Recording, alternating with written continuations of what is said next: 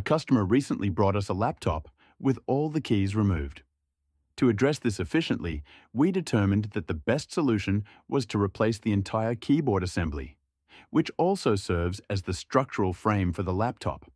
We began the repair process by safely removing the battery to eliminate any risk of electrical issues.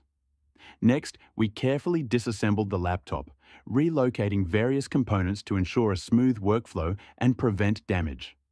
This meticulous approach allowed us to prepare the device for the new keyboard assembly installation. Stay tuned for the final product in our video. If you enjoyed it, please like and share.